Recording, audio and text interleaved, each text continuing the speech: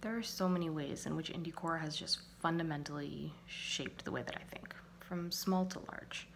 Now, when I go on vacation, I know that it's more satisfying if I can find a way to engage with the local community instead of just going tourist site to tourist site. To the larger stuff. Now, when I have a problem, I can hear Anand's voice inside my head saying, there's a problem, there's a solution. So don't get stuck and give up, but come to the table with some ideas. But I think the most obvious component of the indie core piece was service. I knew the fellowship had to end, and I wondered how would I be able to live a life of service back at home. I really struggled with this when I returned.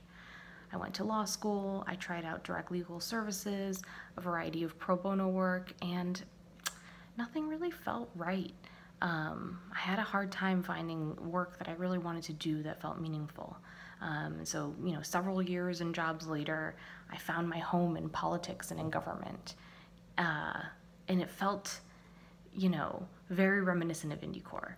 It was hard, the days were very long, and the work was meaningful.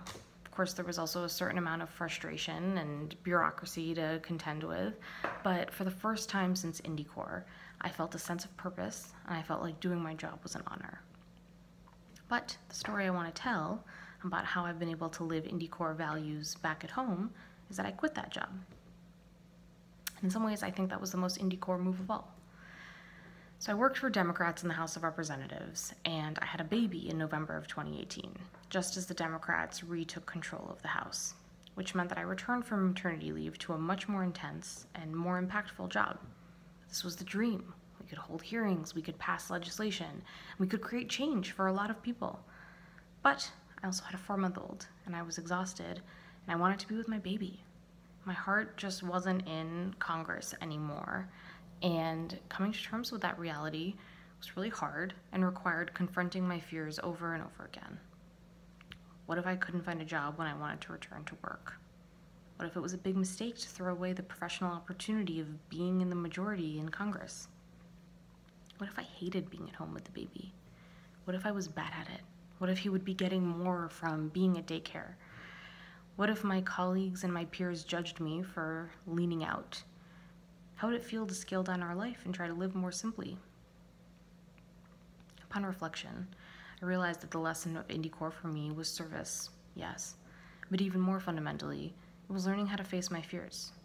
And what was the fellowship, after all, if not a daily, sometimes hourly experience of pushing myself to do things that I was scared to do? The fellowship pushed me to do what I knew was right, irrespective of what others would think. So I summoned those skills, and I quit my job, and I'm 3 weeks into being a stay-at-home mom, and it is very hard.